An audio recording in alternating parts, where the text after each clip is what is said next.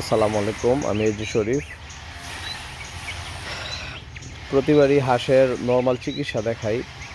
আমার মানে দিন দিন আমি যে বলি সব জিনিস এক্সপিরিয়েন্স লাগে, সব জিনিস দেখতে হয়।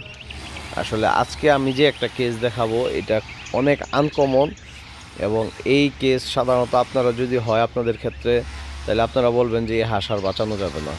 আমি একটা জিনিস দেখাই, দেখেন আমার এই হাঁস, এই যে এই যে এই বড়টার কোনো সমস্যা আছে? না না। আচ্ছা, এই যে দেখেন এই হাঁসটা এ হয়তো ক্ষেতের মধ্যে গেছিল, ক্ষেতের মধ্যে যাওয়ার পরে একের ভিতরে খাওয়াই দাও। হ্যালো।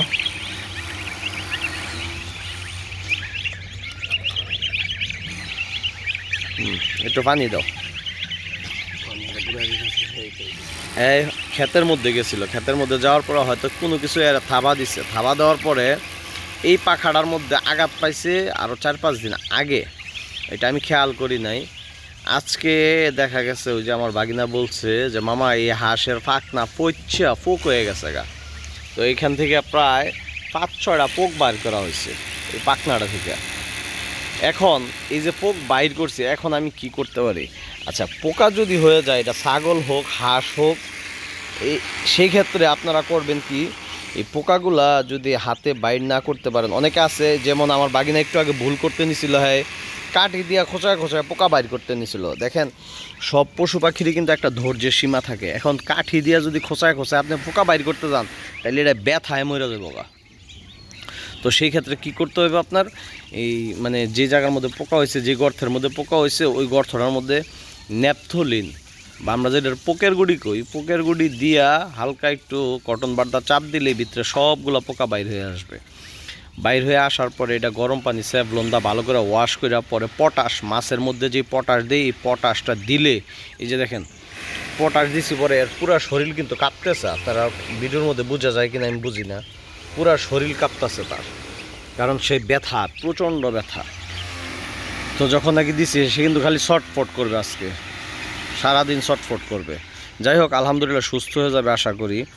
তো যখন নাকি আপনার ন্যাপথলিন দিয়া আমি ওয়াশ কইরা, তারপরে স্যাভলন আর ইয়া দিয়া ওয়াশ কইরা, স্যাভলন আর গরম পানি দিয়া ওয়াশ কইরা যখন এখন এই আপনার কি বলে পটাশ দিয়ে দিছি, এখন আলহামদুলিল্লাহ কিছুটা সুস্থ। এখন আমি ওষুধ হিসাবে কি খাওয়াবো?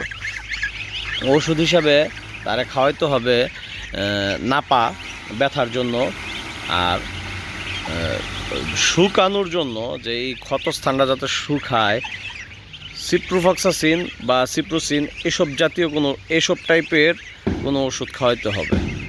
অর্থাৎ অ্যান্টিবায়োটিক খাওয়াইতে হবে যাতে তাড়াতাড়ি শুকায় যায়, এই হাঁসটা যাতে তাড়াতাড়ি শুকায় যায়। আলহামদুলিল্লাহ আশা করি, মামা ঘাস দাও ঘাস দাও, আশা করি আল্লাহর রহমতে 3 থেকে 4 দিনের মধ্যে শুকায় যাবে ইনশাআল্লাহ। আচ্ছা, আরেকটা জিনিস আমি দেখাই, এটা যারা ছাগল পালেন তাদের জন্য সবচেয়ে ভালো টিপস হবে। অনেকে পালেন, আর আমি যেহেতু এগুলা নিয়ে কাজ করি, সবসময় হয়ে ওঠে না সব ভিডিও দেওয়ার, কারণ আমার এখানে এই সমস্যাগুলো খুব কম ফেস করতে হয় আলহামদুলিল্লাহ আমার। তারপরে যে সময় সমস্যাগুলো ফেস করতে হয়, তখন যেই ট্রিটমেন্টগুলো আমি দেই ওইগুলো আপনারা দেখানোর চেষ্টা করি। দেখেন ছাগল সকাল থেকে তার পেট কিন্তু খালি ফাঁপতাছি, পেট ফাইপে গেছে। আচ্ছা, এই মুহূর্তে আমি তারে কি করতে পারি? দেখেন ছাগলের যখন পেট ফাঁপে, তখন এই যে দেখেন তার এই যে পেট কিন্তু পুরোপুরি ফাঁপা। আচ্ছা, এখন তারে আমি কি করব? এখন প্রাথমিক চিকিৎসা অনুযায়ী তারে একটা জিনিস মানে করা যেতে পারে, যে পেট ফাঁপার আপনার আদা আছে না, আমরা যে আদা খাই, ওই আদা রস কইরা বা আদা কুচি কুচি কইরা একবারে ব্লেন্ডার কইরা, তারপরে এই আদার সাথে হালকা একটু লবণ দিয়া যদি খাওয়ায় দিই, কতক্ষণ দেখেন ছাগলের কিন্তু একটা চিরতারিত স্বভাব হইলো, ছাগলে মুখ লাড়ে, একটু পরে পরে মুখের চাবায়। তো ছাগল যখন নাকি দেখবেন মুখ না লাড়ে, তখন বুঝবেন ছাগল অসুস্থ, তার মানে ছাগলের পেট ফাঁপতাছে। তো এই মুখ লাড়ানোর জন্য আপনি আদা লবণ একটু যদি খাওয়ায় দেন, তাহলে এটার মাছলি এটার লালাটা খাইব, লালাটা যদি খায় তাহলে ইনশাল্লাহ পেট ফাঁপা আস্তে আস্তে কমে যাবো গা। তো এই জিনিসটি আপনাদেরকে দেখানোর, তো আজকে এই দুইটা জিনিসের সমস্যার সমাধান করছি, সম্মুখীন হয়েছি। দুইটা সমস্যার সম্মুখীন হয়েছি আর দুইটা জিনিসেরই সমাধান দেওয়ার চেষ্টা করছি। আশা করি আপনারা বুঝতে পারছেন। তো ভিডিওটা একটু শেয়ার করে দিয়েন আর একটু লাইক কমেন্ট করেন। ওকে, আজকের মতো আল্লাহ হাফেজ।